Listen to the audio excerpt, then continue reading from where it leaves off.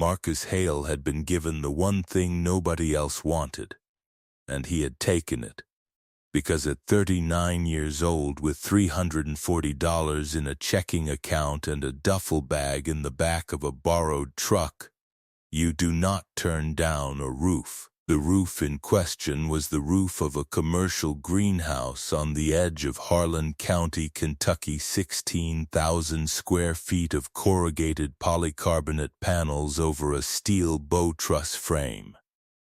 Half of them yellowed with age and a quarter of them cracked or missing entirely, so that the rain came through in a dozen places and the wind moved through the structure in a way that made it less a building and more an argument about whether a building needed walls to qualify. His Uncle Roy had built it in 1987 on 4 acres of bottomland he had inherited, with the intention of running a cut flower operation that had lasted 11 years, employed 3 people at its peak, and ended in 2001 when Roy's left knee gave out and the money stopped being enough, and the two things arrived close enough together that it was impossible to say which one caused which. The greenhouse had sat empty since. Roy had kept the property taxes paid and the power disconnected and the door chained, and he had visited it once a year on the anniversary of the day he opened it in late April when the dogwood was out, and he had looked at it from the driveway without going in, and he had driven home. Roy Hale had died in February. He was 69 years old. He had never married and had no children, and his estate consisted of the 4 acres, the greenhouse structure, a 2003 Chevy pickup with 214,000 miles on it and $8,400 in a checking account. He had a will written by hand in 1999 and witnessed by 2 neighbors, which left everything to his brother Dennis, Marcus's father, with the instruction that Dennis was to ensure Marcus had what he needed. Dennis Hale had a different interpretation of that instruction. Marcus Hale had served 11 years in the Army, 2 tours in Iraq, 1 in Afghanistan, a MOS of 12B combat engineer, which meant he had spent a significant portion of his 20s either building things or taking them apart, depending on what the mission required. He had returned to eastern Kentucky in 2013 with an honorable discharge, a partially torn rotator cuff from a fall during a route clearance operation outside Kandahar, that the Army had classified as a minor injury and that Marcus had been living with as a significant one ever since, and a particular competence with structures, how they were built, why they failed, what it took to bring them back. He had spent 6 years after his discharge working construction in Lexington, framing, concrete, some finish work when it was available. He was not the fastest man on a crew, but he was the one the foreman sent to figure out why the wall was out of plumb or why the drain was holding water. In 2019, he had come back to Harlan County when his mother got sick. He had spent 14 months helping with her care, working odd jobs when he could find them. And when she died in August of 2020, he had stayed because leaving felt wrong, and because there was nothing pulling him back to Lexington with enough force to overcome the inertia of grief. He had rented a room in a house in Cumberland for $420 a month from a woman named Patsy Combs, who had 3 other renters and a very clear policy about noise after 9 in the evening and dishes in the sink, both of which Marcus had respected because Patsy was kind to him in the specific, undemonstrative way of someone who had seen hard years and understood what they looked like on a person. He had not been able to hold steady work. His shoulder made heavy lifting unpredictable. Some days it was manageable, some days it was not. And construction work in eastern Kentucky did not come with the kind of flexibility that accommodated unpredictability.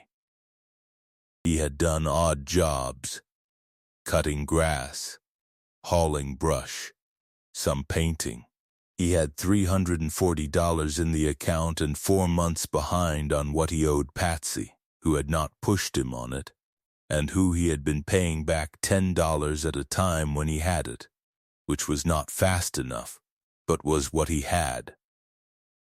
That was his situation on the morning of March 14th when his father Dennis called to tell him about Roy's will.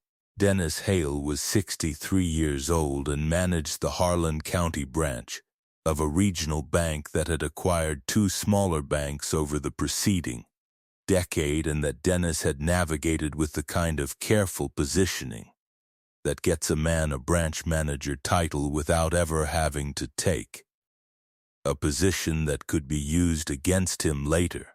He lived in a house in Harlan that he and his wife Sandra had been renovating in stages for 12 years. He drove a Ford Explorer and coached youth baseball and was, by any measure that Harlan County applied to such things, a man who had arranged his life correctly. He told Marcus about the will on the phone, standing in his office, and he was kind about it in the abstract way that men are kind when they have already made the decision and are delivering it rather than discussing it. Roy had left everything to Dennis, he explained. Dennis intended to liquidate the estate, the Chevy, the bank account, and use the proceeds for something useful, which in practice meant adding the $8,400 to a home equity account he was already drawing on for the kitchen renovation and selling the truck to a dealer in Middlesboro for $2,700. The 4 acres and the greenhouse structure, however, were a different matter. The greenhouse had been assessed by a commercial real estate agent. Dennis had called in from Lexington a woman named Teresa Vance who specialized in agricultural and industrial properties, and Teresa Vance's assessment had been direct. The structure had no viable commercial use in its current condition. Rehabilitation to operational standard would cost between $180,000 and $240,000. Which exceeded the land and structure value combined. The land alone, 4 acres of Harlan County bottomland with creek access but limited road frontage and no utilities beyond a disconnected power line, was worth approximately $31,000.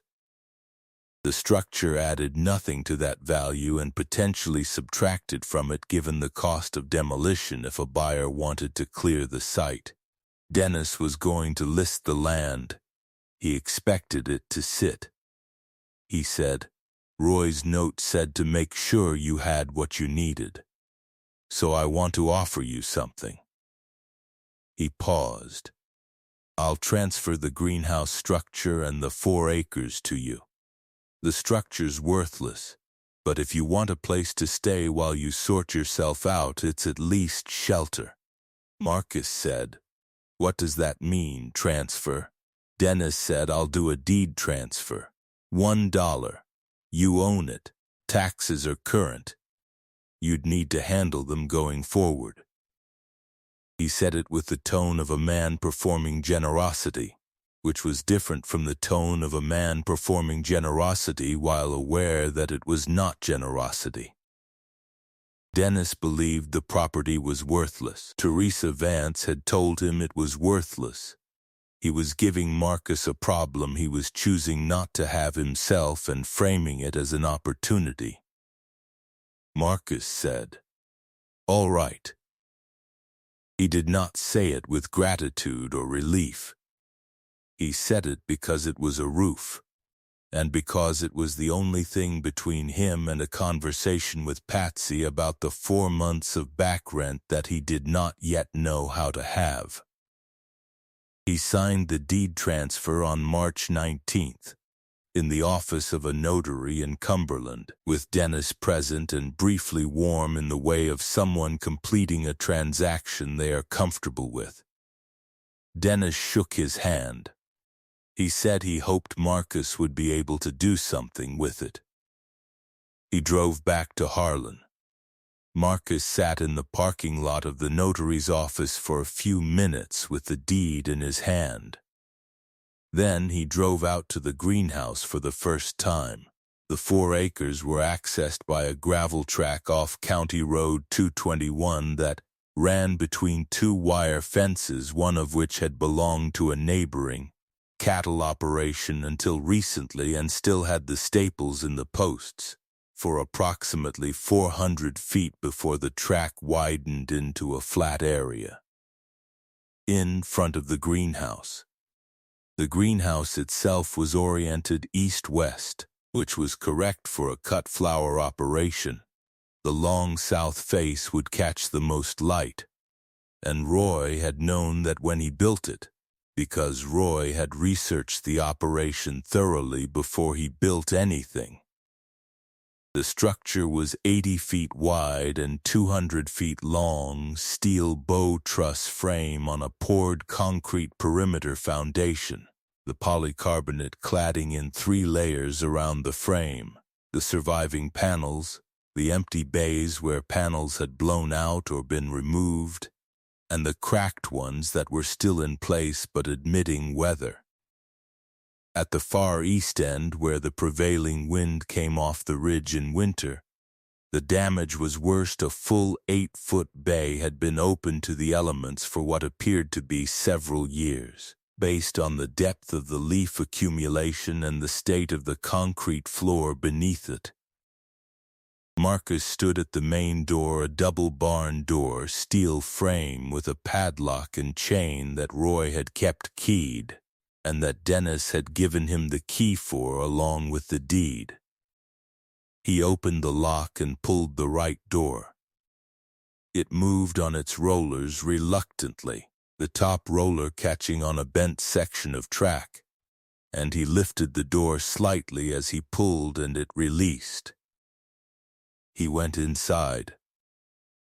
The floor was poured concrete, 4 inches thick from the look of it, running the full 80 by 200 feet with 2 floor drains set in a slight grade toward the center. Roy had understood drainage, which was the thing you understood first in a greenhouse or spent the rest of your time fighting. The concrete was stained and cracked but the cracks were surface cracks running with the shrinkage lines, not structural movement. He crouched and ran his finger along one and confirmed it did not continue below the surface layer. He pressed on the floor with the heel of his boot in 3 places. No flex. No hollow sound. The slab was intact. The steel bow truss frame ran the length of the structure in bays 12 feet wide, 17 bays, he counted, which matched the 200-foot length at 12 feet per bay plus the end walls. The trusses were galvanized steel tube, 2.5 inch, bolted at the apex and at the eave to a continuous horizontal purlin that ran the length of each side. He found a ladder along the interior south wall, aluminum, 8 foot, left by someone at some point and forgotten, and climbed it to examine the purlin connection at the nearest bay. The bolts were there. The galvanizing was compromised at the connection point, showing red rust at the edges, but the steel underneath was sound. He pressed his thumbnail against it and felt resistance, not give. The frame was not failing. The frame would last another 40 years with paint and attention. The missing and cracked panels were the problem, and they were a specific and solvable problem. Polycarbonate greenhouse panels were not exotic materials.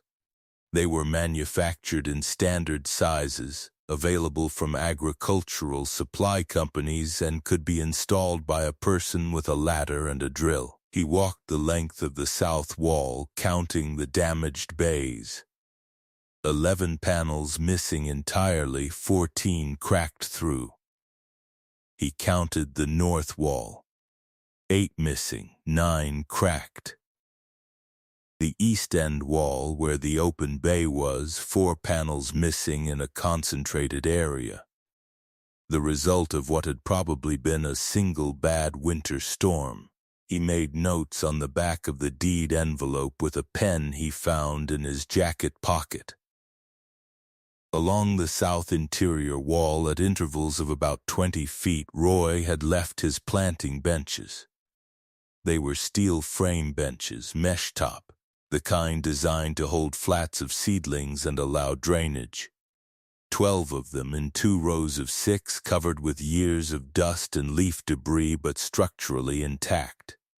He ran his hand along the top of one. The mesh was sound, the legs were solid. He counted the bench feet, 48. He thought about that. In the northeast corner, behind a partial wall Roy had framed from 2x4 studs in Ozba's small workshop area. 8 feet by 12 he found Roy's tools. A workbench, solid core door on sawhorses, with a pegboard above it that had outlines drawn in marker for each tool, most of the outlines still occupied. Tin snips, pliers, crescent wrenches in 3 sizes, a hand level, a chalk line, a box of greenhouse clips. A shelf below the bench held supplies, 3 partial rolls of shade cloth, 2 spools of irrigation drip tape, a box of panel clips, a can of primer, a can of galvanized steel paint. In a metal box on the bottom shelf, seed packets, organized by variety and labeled paper envelope, the paper gone brittle with age but the labels still legible. Cucumber, tomato, basil, zucchini, marigold, a dozen others. He held one of the seed packets, a marigold variety called Janie, from a commercial seed company dated 2000. He set it back in the box carefully. He went back out to the main floor and stood in the center of it and looked at the length of the structure at the light coming through the surviving panels, yellow-white in the March afternoon, and through the open bays, gray and cold, at the bench frames along the south wall, at the drains in the floor, at the trusses running overhead in their clean engineered arcs, still plumb, still square, still exactly where Roy had set them in 1987. He thought about Roy building this. Roy had not been a contractor or an engineer. He had been a man who decided to grow flowers and had done the research and then done the work, the way people did things before they could outsource the understanding to someone else. The trusses were precisely spaced. The foundation was level. The floor drains were in the correct position relative to the grade. Roy had gotten advice from someone or had read enough to know what correct looked like. And then he had built it correctly. And then he had lost his ability to use it. And now it had sat for 23 years waiting. Marcus was not a sentimental man. 11 years in the army and 6 years of construction work and 14 months of his mother's illness had arranged his understanding of sentiment into something he kept separate from the work that needed doing. But he stood in the center of that concrete floor for a long time. In the March light coming through the surviving panels and the March cold coming through the open bays. And he let himself understand what Roy had made here and what it had cost Roy to leave it. Then he walked back to the truck and drove to Patsy Combs's house and told her he was going to need 2 more weeks in the room. She said, "Take what you need, honey." She had said some version of this every time he had asked her for anything, which was part of why he had never stopped feeling the weight of it. She was 71 years old and had been renting rooms for 12 years since her husband died, and in that time she had learned to read people with the accuracy of someone who could not afford to be wrong about who she let into her house. She had been right about Marcus from the beginning, which she had not told him because it was not the kind of thing you said to a person who was already carrying too much.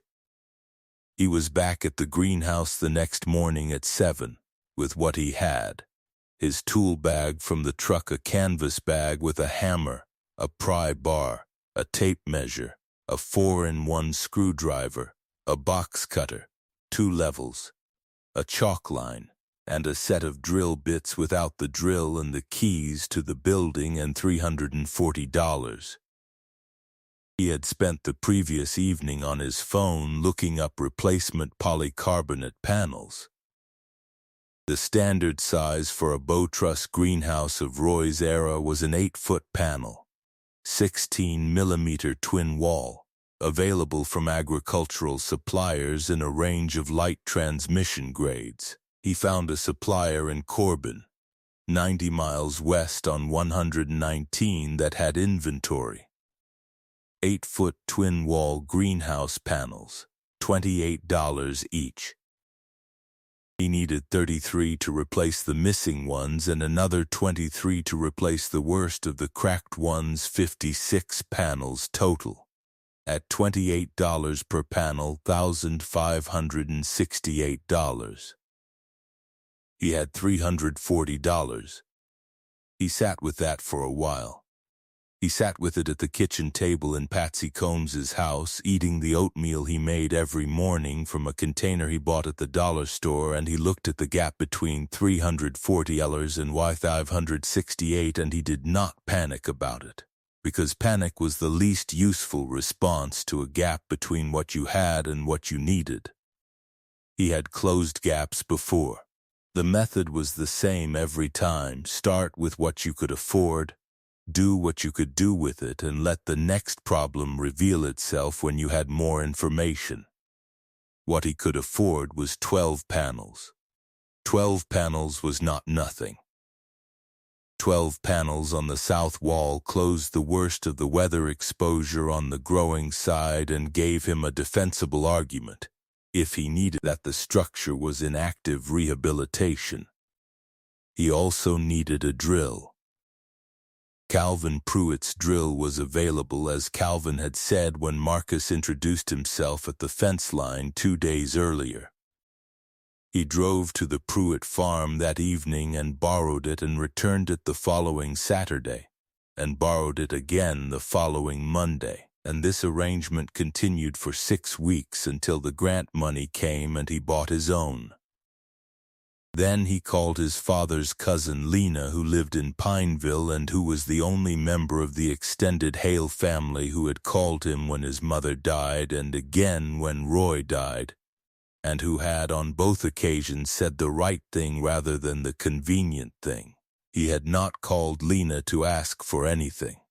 He was calling because she might know something useful about the property that he didn't, and because she had known Roy. Lena Stamper was 56 years old and drove a school bus and had a directness of manner that Marcus had always appreciated. She listened to what he told her about the greenhouse, and she did not fill the silence at the end of it with reassurance. She said, "You know what Roy always said about that place?" Marcus said he didn't. She said, "He said the land was good. He always said the land was worth more than people thought. He said if he'd had his health, he'd have had something there." He ever say what he meant by that? No, she said. But Roy wasn't a man who said things he didn't mean. She said she'd loan him $500 if he needed it. He said he'd let her know. They talked for another 20 minutes about Roy, what he'd been like in the last years, whether he'd been at peace, the things he'd done for both of them when they were younger that neither of them had properly thanked him for. When he hung up, he felt better in the way that a conversation with a person who tells you the truth always makes you feel, even when the truth is not particularly encouraging. He drove to Corbin the next day and bought 24 panels, all he could afford, at $28 each, plus $3 for a box of the push-in panel clips at the recommendation of the man who loaded them, and drove back with them strapped flat in the truck bed and went to work. He started on the south wall, which was the priority. The south face was the growing face. the one that would determine whether the structure was functional or merely standing. He set the ladder at the first damaged bay, climbed with a panel under his arm, awkward work with a compromised shoulder, managed by approaching the lift from below the shoulder line rather than above it, a compensation he had been making for 6 years and that had become as automatic as the work. The rotator cuff had been partially torn in a fall during a route clearance operation outside Kandahar in 2011. The Army had classified it as a minor injury, treated it with anti-inflammatories and a 4-week rest period, and returned him to duty. Marcus had known at the time that it was not a minor injury. He had said nothing because he had 2 months left in his deployment and the alternative was a medical separation he was not ready for. He had been managing it ever since with the same approach he applied to all structural damage. Understand the load limits, work within them, and don't pretend the compromise isn't there. He seated the panel into the profile of the bow truss above and clipped it at the eave below. 12 minutes per panel when he had the rhythm. He worked from 8 in the morning until the light failed at 6:30 in the evening, and he had 12 panels replaced and 5 more clips seated and ready for the next morning. He slept in the truck that first night, parked at the end of the greenhouse because the drive back to Cumberland was an hour each way and the gas was money he needed for panels. The truck was adequate for sleeping in March if you had a sleeping bag and could ignore the cold that came through the cab floor after midnight. He had the cold he had learned in 11 years of the Army to treat as information rather than complaint. He had slept in worse in a forward operating base in Helmand Province in January, in a vehicle checkpoint shelter in the Sunni Triangle in February, in a cot in a tent that shook in the wind so that the whole structure flexed and rattled through the night. The truck was warmer than any. He slept 6 hours and was on the ladder by 7. On the 4th day, he was on the north wall when a vehicle came down the track. He heard it before he saw it, a diesel pickup, from the sound moving slowly on the gravel. He came down. The truck was a dark green Ford, 15 years old and in the kind of condition that indicated it was working equipment rather than a statement of anything. The man who got out was perhaps 45, compact, with a beard that was more neglect than style and the posture of someone who spent most of his time outdoors. He stopped at the edge of the cleared area and looked up at Marcus on the ladder. Marcus had been up there when he heard the truck, had come down and was now standing on the ground with a panel clip in his hand. The man said, "I'm Calvin Pruitt. I've got the operation next door to the North Cattle, mostly some hay. I heard somebody had moved in. I wanted to come by." Marcus said, "Marcus Hale. Roy was my uncle." Calvin Pruitt looked at the greenhouse, at the new panels on the south wall and the ladder against the north wall and the truck with its cargo straps still coiled in the bed. He looked at it with the specific attention of a man who is reading a situation rather than reacting to it. He said, "You fixing it up?" Marcus said, "Starting to."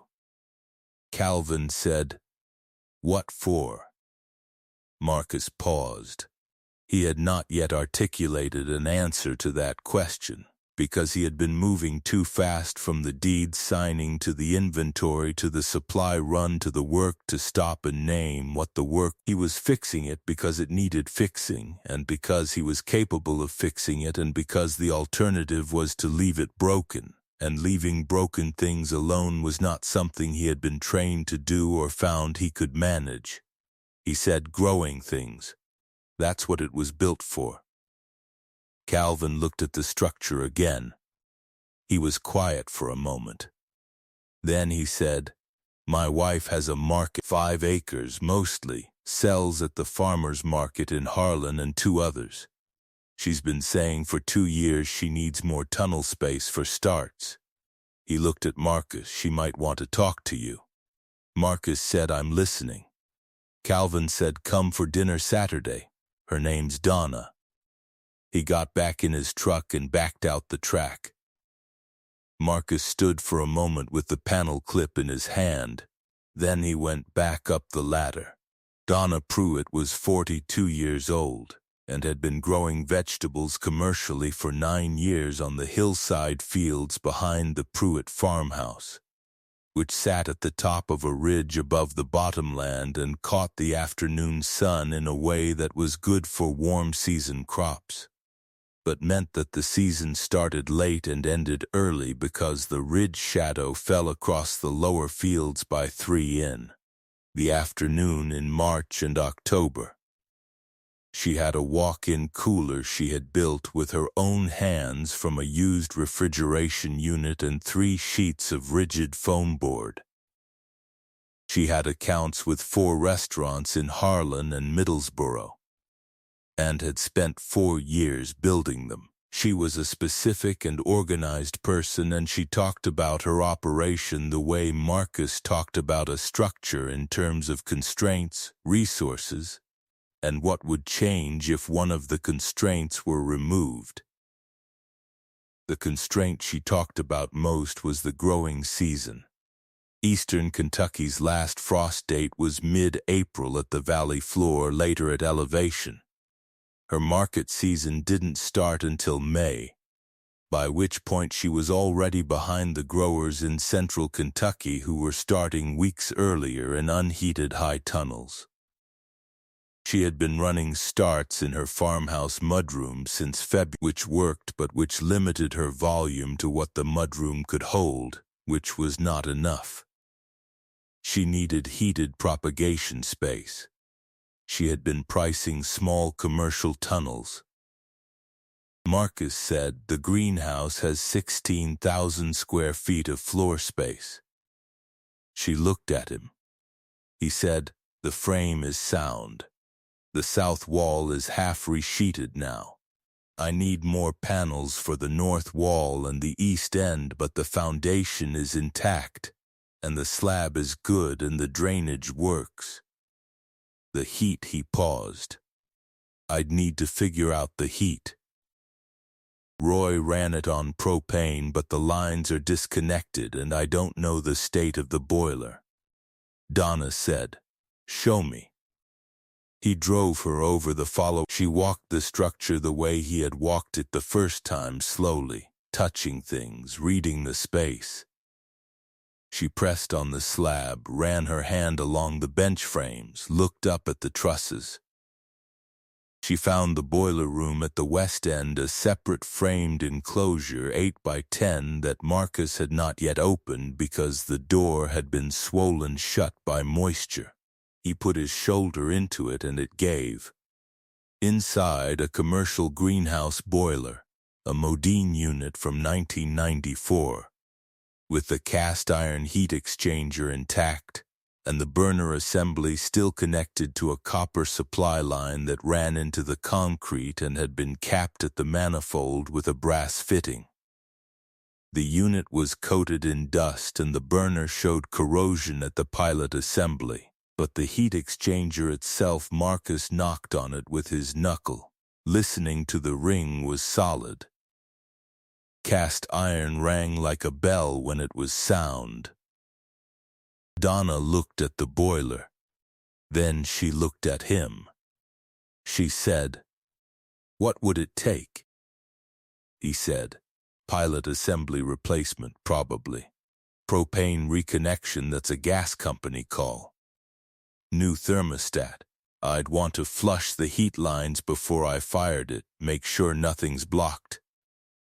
He looked at the supply lines running along the north interior wall, copper, 3/4 inch, running to the fin tube radiation units that were still mounted along both side walls at bench level. If the lines haven't corroded through, the system might be functional. She said, Roy built this place well.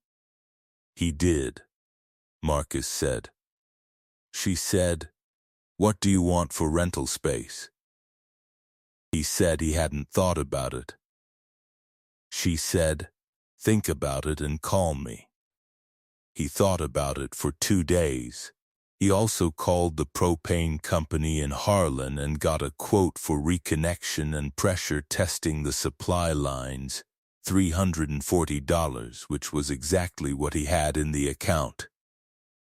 He called Lena Stamper and borrowed the $500 she had offered, which combined with what he had gave him $840, which covered the propane reconnection and left $500 for panels. He ordered 18 more from the supplier in Corbin, enough to close the north wall and make a start on the east end.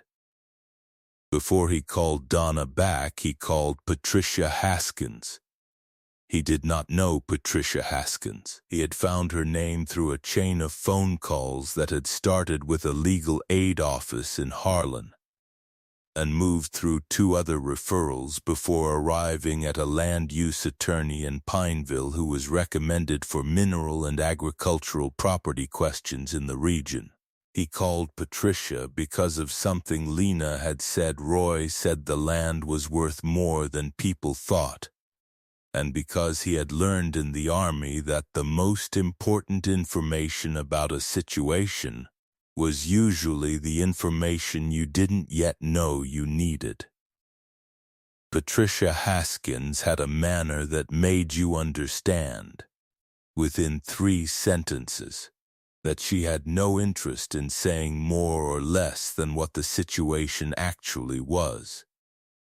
He explained that he had recently taken ownership of 4 acres on County Road 221 in Harlan County and wanted to understand what he had. She asked for the parcel number. He read it from the deed. She said she'd look into it and call him back in a few days. He said that was fine. She called back on a Thursday morning 4 days later, while he was on the roof of the east end wall replacing the last of the missing panels. She said, do you have a few minutes? He said he did. He came down the ladder. She said the parcel was assessed at $31,000 for the land component, which matched what his father had been told by the Lexington agent. The structure was assessed separately at nominal value $1,000, which was essentially zero in assessment language, meaning the county agreed with Teresa Vance's determination that it had no independent market value. Then she said, there are 2 things your uncle's estate attorney should have identified and apparently did not. He waited. The first thing, the 4 acres included creek frontage, a 200-foot run of Clover Fork Creek along the southern boundary of the property. Under Kentucky water law, creek frontage on a tributary of the Cumberland River carried water rights that were separately accessible and could be leased or licensed to downstream agricultural users.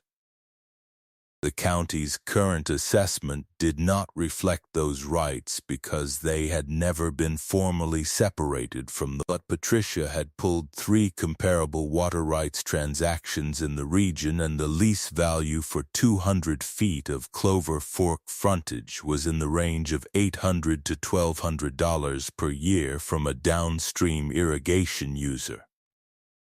The second thing took her a little longer to explain. In 1994, the Kentucky Department of Agriculture had established a cost-share program for agricultural structures in Appalachian counties, a program specifically designed to rehabilitate greenhouses, tunnels, and cold storage facilities that had been abandoned or fallen below operational threshold. The program had been funded twice, and then allowed to lapse, then refunded in 2018 under a broader rural development initiative. the current iteration of the program administered through the University of Kentucky College of Agriculture offered grants of up to $75,000 for the rehabilitation of commercial greenhouse structures on agricultural land in 17 designated counties. Harlan County was on the list. The application window opened April 1st and closed April 30th. Patricia said, "You would need to demonstrate that the structure is in the process of rehabilitation and that you have a viable agricultural use plan. A lease agreement with a commercial grower would strengthen the application considerably." Marcus was standing in the cleared area in front of the greenhouse with the phone in his hand and the afternoon light coming off the resheeted south wall in a flat glare, and he looked at the structure for a long moment. He said, "How did Dennis's estate agent miss this?" Patricia said, "She was assessing for sale value. The grant program isn't a factor in a sale assessment. It only matters if you intend to operate the structure," which she presumably assumed no one would. He said, "And the water rights." She said, "Also not a sale factor unless a buyer's attorney specifically asked. It's a common oversight on small agricultural parcels." He thanked her. He said he'd be in touch. He stood outside the greenhouse for another few minutes. Then he called Donna Pruitt. "Before we continue, if Marcus's story is sitting with you the way it's sitting with me, hit that subscribe button. It helps more than you know." Now, where were we? He told Donna about the grant program when he called. He laid it out the way Patricia had laid it out to him, the program, the eligibility, the April 1st window, the requirement for a demonstrated agricultural use plan. Donna was quiet for a moment.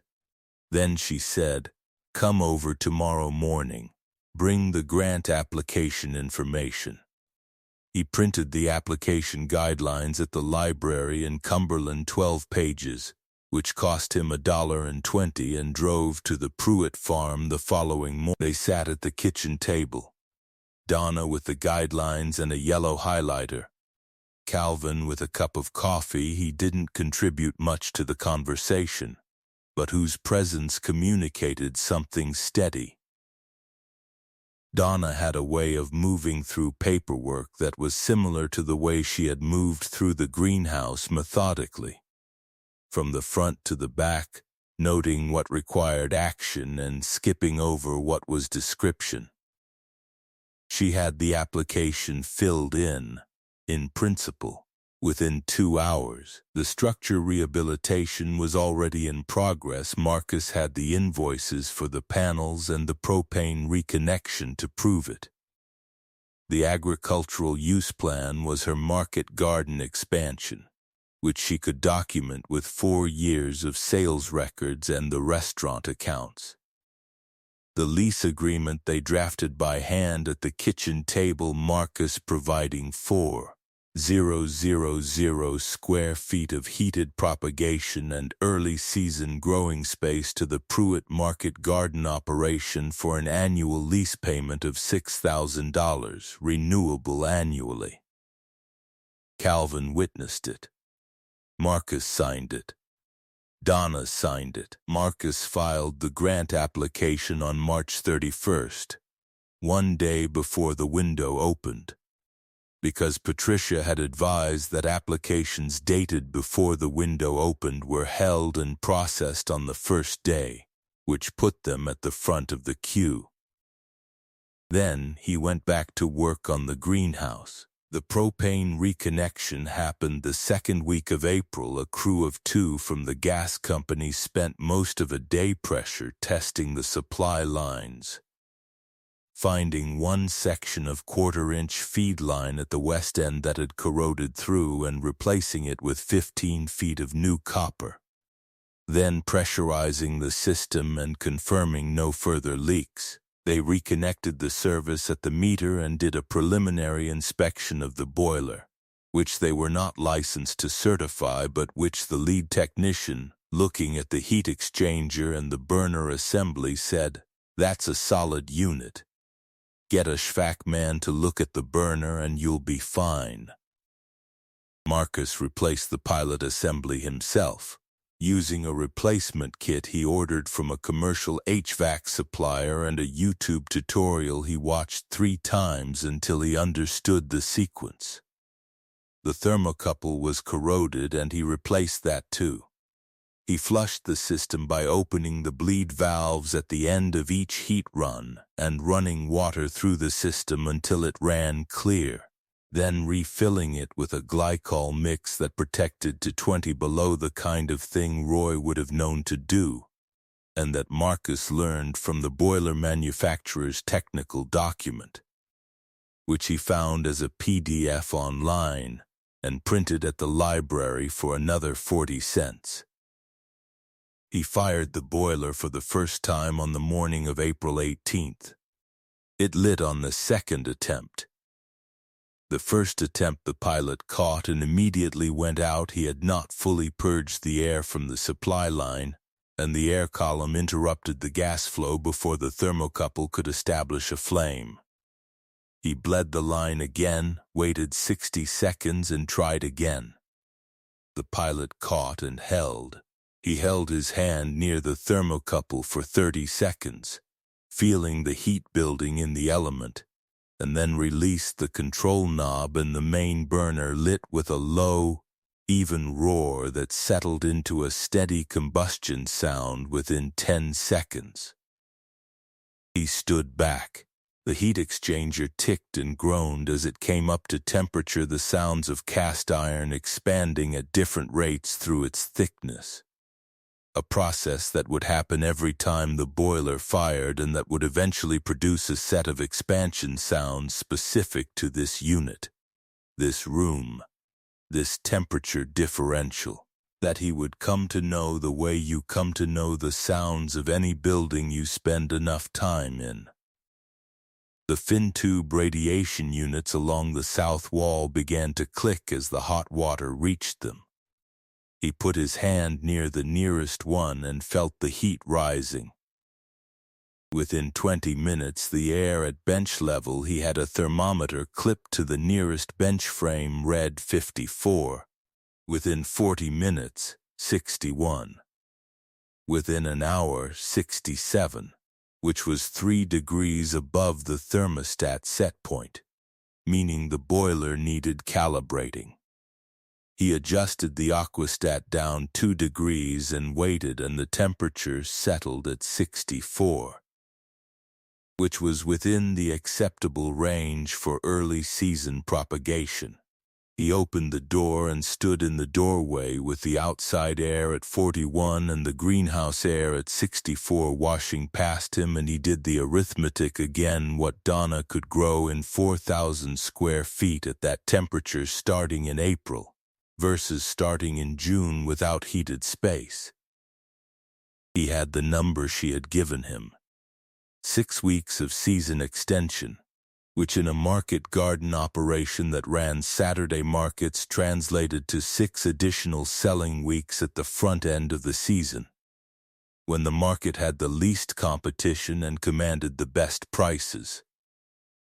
He had listened when she talked about her operation. He had been listening since the dinner at the Pruitt farm, because Donna talked about growing the way he talked about structures in terms of what the system required and what happened when it got what it required, and that was the kind of conversation he had always been able to follow. He went back inside and closed the door. The boiler ran at its set temperature without cycling. The heat was even across the bench length. He walked the south wall and the north wall with his hand held near the radiation fins and confirmed the distribution was working. He found one section of the north wall where the fin tube was cool, a valve that had seized slightly, correctable with a half turn of the bleed key. He bled it, and the section came up to temperature within 5 minutes. He noted it in the logbook he had started keeping in the workshop, a composition book from the dollar store, blue cover, which he used to record every repair, every material purchase, every conversation with Patricia or Donna or Calvin that had implications for the operation of the property. Roy had kept books. He had found 3 of them in the workshop from the years 1988 through 1993, in which Roy had recorded temperatures, plant performance, sales figures, supplier contacts, and notes about what had worked and what hadn't. Marcus had read all 3 before he started his own. The grant application was approved on May 9. Patricia Haskins called to tell him she had submitted a supporting letter as part of the application and had followed up with the program administrator in Frankfurt, which was not something she had been asked to do, and which Marcus would later learn she had done because she had developed a particular interest in the application and its circumstances, which she did not explain and he did not ask her to. The grant was $68,000. The program paid directly to a rehabilitation escrow account managed by the UK College of Agriculture Field Office, dispersed in 3 tranches against invoices for verified work. First tranche on approval, second tranche at structural completion milestone, third tranche on demonstration of operational use. The first tranche was $24,000. It arrived in the escrow account 11 days after approval. Marcus drove to Corbin and bought the remaining panels, enough to complete the east end wall and put new panels over all the cracked north wall bays he had not yet addressed. He bought a box of the panel clips, a roll of foam tape for the and a new drill because the borrowed one he had been using had belonged to Calvin Pruitt, and he needed to return it. He drove back and spent 3 days finishing the exterior clad. When the last panel went on the east end wall, the wall that had taken the worst of the weather, that had been open for years to everything the ridge sent, he came down the ladder and went inside and stood at the east end and looked the full 200 feet of the greenhouse, the length of it. And all the panels were on, and the late May light was coming through them, uniform and clean, the yellow-white of polycarbonate in midday sun, and the slab beneath his boots was solid, and the trusses overhead were plumb, and the heat was on, and the whole structure was, for the first time in 23 years, closed. He said nothing. He stood there for a while. Then he got back to work. Donna Pruitt moved her first flats into the greenhouse on May 15, 200, flats of tomato and pepper starts that she had been running in the mudroom and the walk-in cooler under grow lights for 6 weeks, and that were ready for more space and more consistent temperature than she could give them in the house. She moved them on a Thursday morning with Calvin's help, transferring the flats to Marcus's steel frame benches in the south section of the greenhouse, which Marcus had cleaned and leveled and fitted with fresh shade cloth. 2 of the 3 rolls from Roy's supply shelf, which had remained usable to protect the starts from the direct midday sun through the south wall. Donna arranged the flats the way she arranged everything, with a system. Tomatoes by variety Cherokee Purple, Brandywine, Sun Gold, a cluster of paste types in rows she could walk without shuffling. Peppers in a separate section with a slightly higher bench-level temperature, managed by a secondary thermostat Marcus had installed in that zone.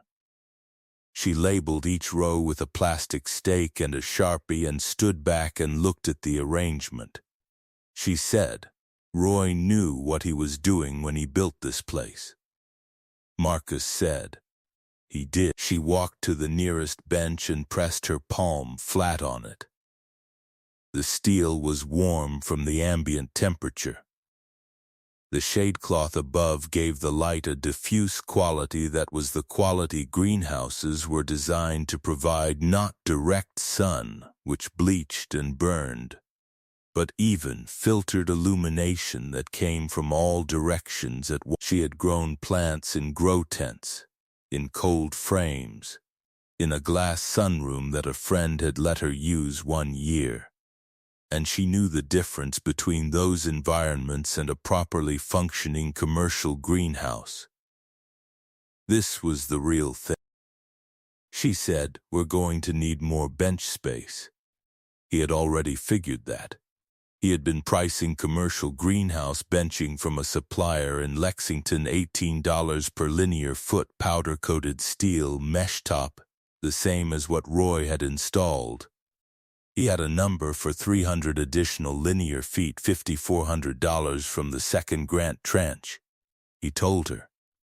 She looked at the empty floor of the center section. "We could do a full circle by fall," she said. "Start propagation in here in February, move to tunnel production in June, sell from the farm stand through October." He said, "What's your farm stand do now?" She said, "About $47,000 last year. Saturdays, the Harlan Market and the Corbin one." He looked at the floor of the green. He thought about 4,000 square feet of heated propagation, and what it added to the front end of a $47,000 operation. He thought about 200 feet of creek frontage, and what water rights on Clover Fork were worth to the irrigation co-op that Patricia had already identified as a potential lessee, which was the next phone call he needed. He thought about what Dennis had handed him, and what Dennis had believed he was handing him. The county assessor's office sent a letter in June. It came addressed to Marcus Hale at County Road 221, which was the address on the deed, and he picked it up from the mailbox at the road. He had reinstalled the post in the box, the box having been knocked down at some point and left in the ditch, and opened it standing at the truck. The letter was a notice of reassessment. A field assessor had driven past the property and noted structural improvements consistent with an active rehabilitation project.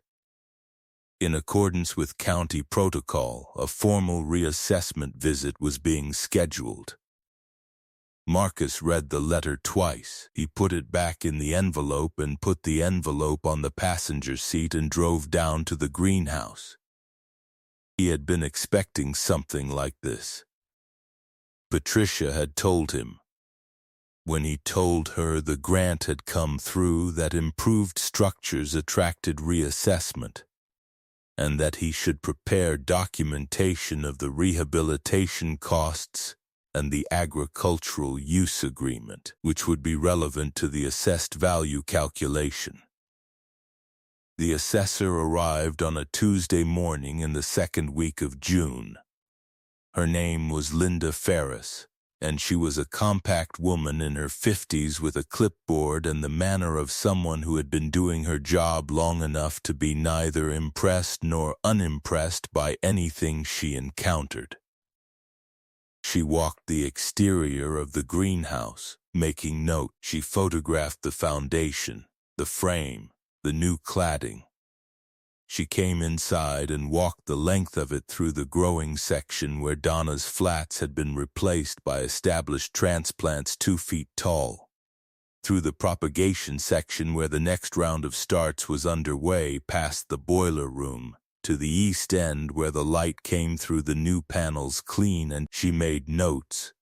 She photographed the benches, the irrigation lines Marcus had run in May using the drip tape from Roy's supply shelf, supplemented with 400 feet of new tape from a farm supply catalog.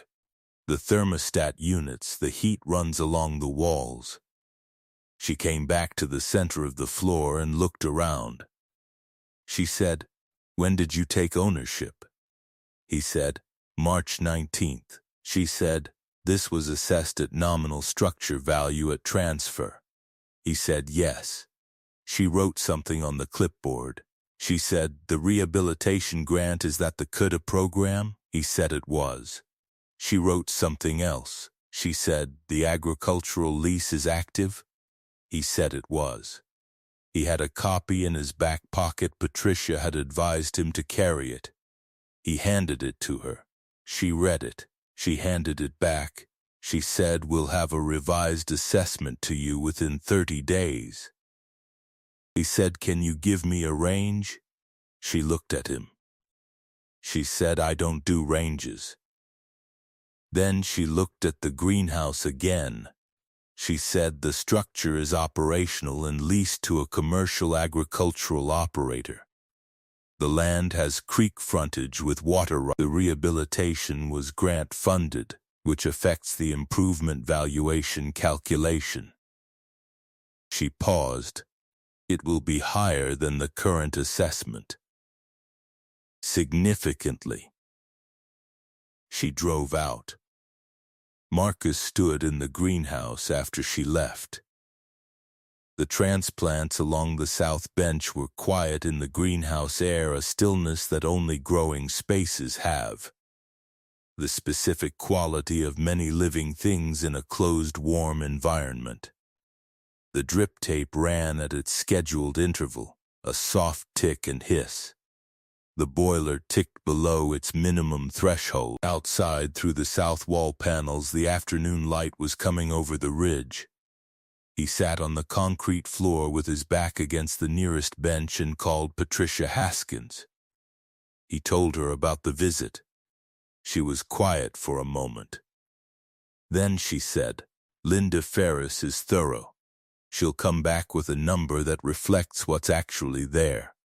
He said, "What do you think?" She said, "Operational commercial greenhouse, 16,000 square feet on 4 acres with creek frontage and water rights in Harlan County, with an active agricultural lease, grant-funded, rehabilitation documented and complete."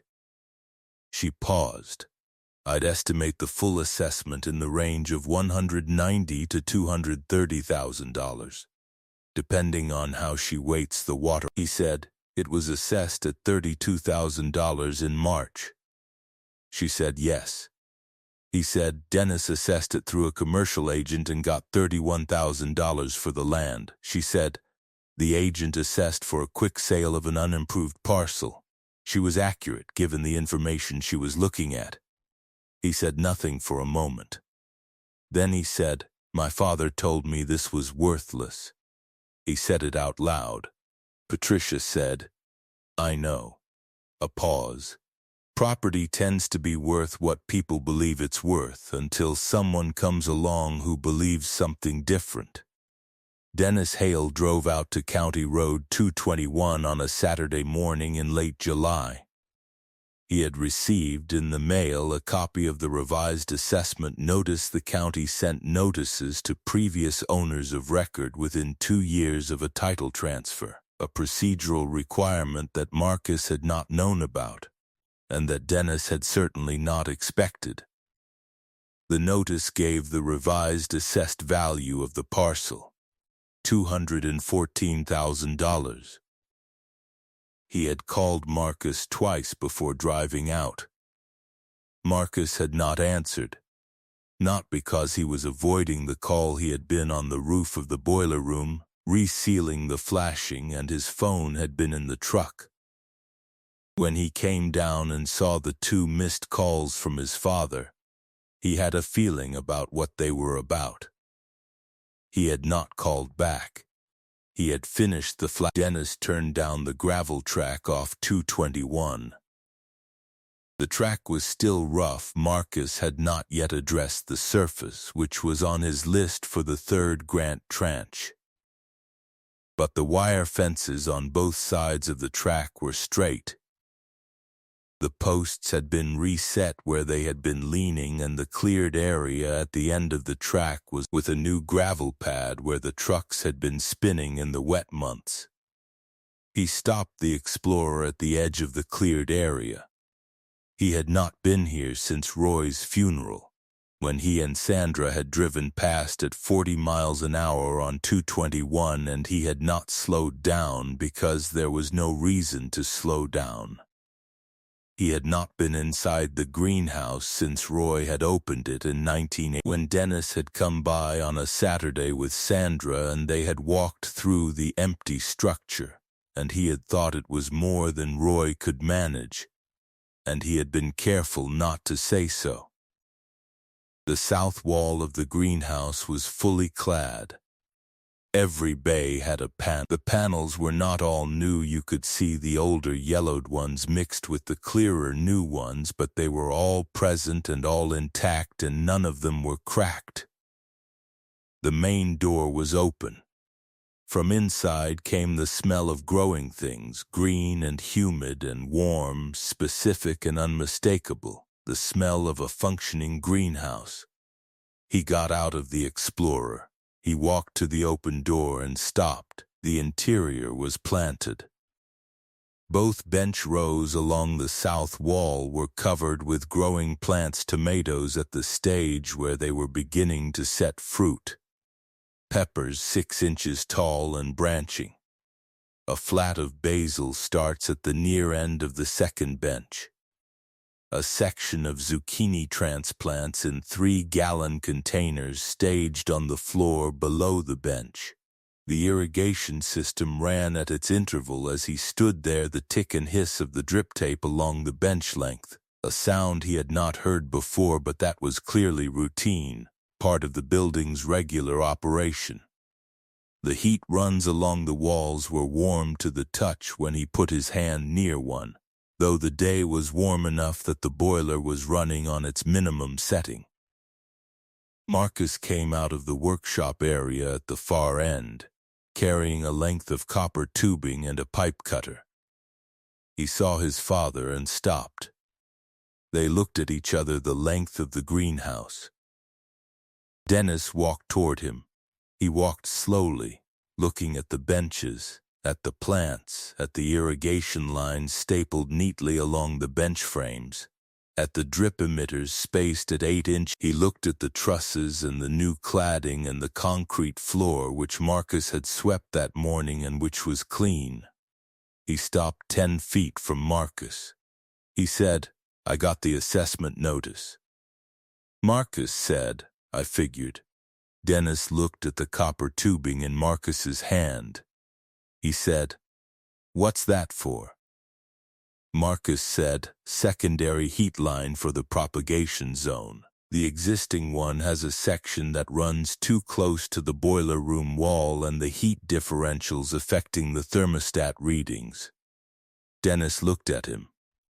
He said, "You know how to do that." It was not a question. It was something between a statement and a discovery. Marcus said Army and construction. And Roy had good books in that work. Dennis looked at the workshop area at the far end, the small framed room with the pegboard and the tools and the shelf with the supplies. He looked at it for a moment. He said, "I didn't know it was worth anything. You need to know that." Marcus said, "Teresa Vance told you what she saw. She was looking at an empty structure with no power and no plan." Dennis said, "She said it was worthless." Marcus said, "She said it wasn't worth rehabilitating at current land values. That's different." Dennis was quiet. He looked at the tomatoes, the Cherokee purples, setting fruit on every plant in the first 2 rows, their heavy compound clusters beginning to show color at the shoulders. He looked at them the way a man looks at a thing he does not know the name of and is aware he does not know. He said, "Whose plants are those?" Marcus said, "My neighbor. She's leasing growing space. She has a market garden operation." Dennis said, "You have a lease." Marcus said, "I have a lease." Dennis's jaw moved slightly. He said, "The water rights." Marcus said, "Patricia Haskins is handling the water rights license." There's an irrigation co-op downstream on Clover Fork that's been wanting this frontage for 2 years. Roy never knew they were looking. Dennis put his hands in his pocket. He looked at the Cherokee purples, the heavy clusters at the shoulders, beginning to show the dark red that made the variety what it was that no commercial tomato bread for shipping durability could approximate.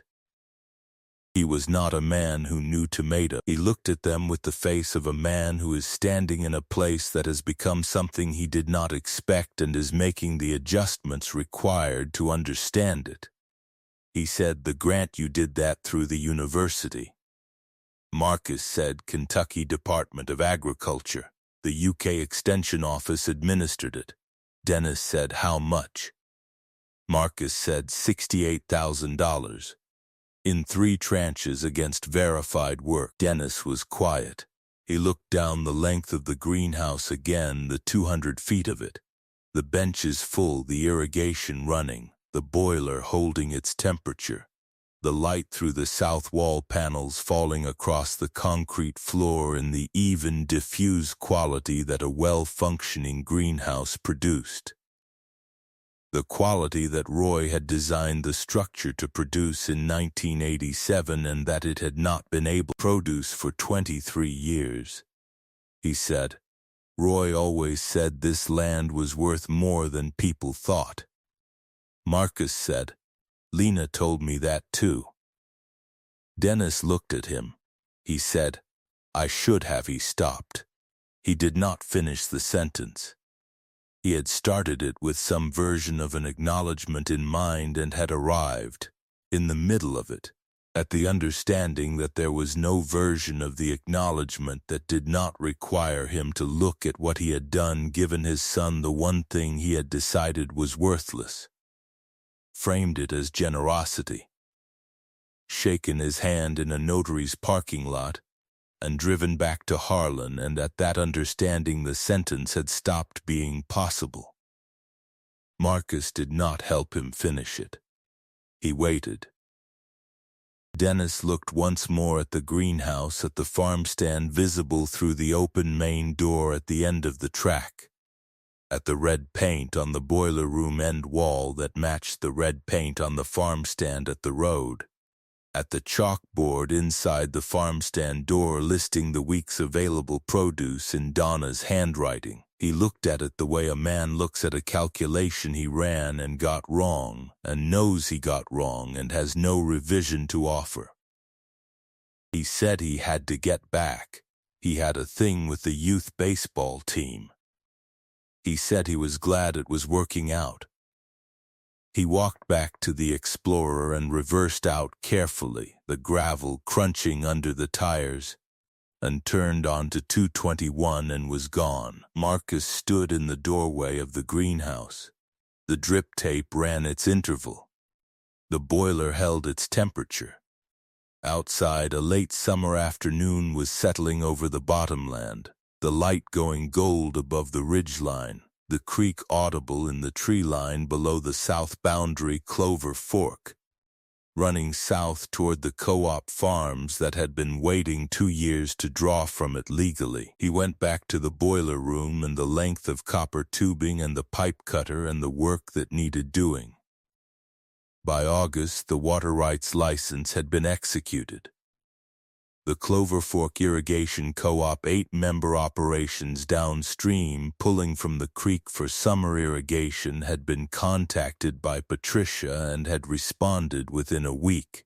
The license was a 10-year agreement, $950 per year, with a first-year signing bonus of $1,900 that the co-op preferred to a higher annual rate because it reduced their budgeted annual commitment. Marcus had agreed to the structure because Patricia recommended it and because $1,900 in hand in the first year was useful. The third grant tranche came in September, $18,000, triggered by the demonstration of operational use that Linda Ferris's reassessment had effectively certified. Marcus used $6,800 of it on the gravel track, which he contracted to a local operator with a grader and a dump truck, 2 loads of crushed limestone, spread and compacted, crowned down the center, with new gravel at the entrance pad that could handle the farm truck and the market van without rutting. The rest went toward 300 linear feet of additional bench space, installed over a week in September with Calvin Pruitt's help, and toward a propane generator for backup heat that he positioned in the boiler room on a concrete pad he poured himself. Donna had expanded into the new bench space before it was fully installed. She was that kind of grower. In October, Marcus built a small farm stand at the road entrance, a 3-sided structure, 6 by 8, with a metal roof and a cedar counter and a lockbox for cash, positioned so it was visible from 221 and could be operated on the honor system on days when neither he nor Donna was there. He built it in 2 days from rough sawn lumber he bought from a mill in Lynch. The counter was level. The roof shed water cleanly to the back. The structure was small and plain, and it was built correctly. He painted it red, the same red as the boiler room end of the greenhouse, which was the closest thing to a visual identity the property. Lena Stamper came by the first Saturday in October when the stand was open and Donna was selling the last of the Cherokee purples and the first of the winter squash. Lena bought 3 tomatoes and 2 butternut squash and stood looking at the greenhouse for a long moment. She said to Marcus, "Roy would have liked this." Marcus said, "I think so." She said he would have been glad it was you. He looked at the greenhouse, the south wall in the October afternoon light, the panels catching the low sun, the farm stand at the road with its cedar counter and its lockbox, and the chalkboard Donna had hung on the interior wall listing what was available and what was sold out. He looked at it the way he had learned to look at structures, not at what they had been, but at what he said. "Tell me about him sometime, what he was like when you were young." Lena said, "I'll do better than that. Come for dinner Sunday, I've got things." She drove back to Pineville. Marcus locked the farm stand for the evening and walked back to the greenhouse. The boiler was on its nighttime minimum, holding the interior at 55 for the last of Donna's fall production. He walked the length of its south bench, north bench, propagation zone at the west end, boiler room, workshop, east wall where the bay had been open to the weather for years and was now sealed and sound. He walked it the way he had walked it the first time, in March, when it had been cold and broken and full of nothing but what Roy had left and what time had done. He walked out and closed the main door and latched it. The red paint on the farm stand was still wet at the trim. He had done the trim that morning and it needed another day. He stood at the road for a moment in the October evening, the cold coming off the ridge, the creek audible in the tree line below the property Clover Fork, running south, the water that 10 downstream farmers had been waiting 2 years to license. The farm stand stood at the road, small and solid, the cedar counter level, the roof clean. The greenhouse behind it ran the length of the bottomland, all 200 feet of it, closed and warm and producing.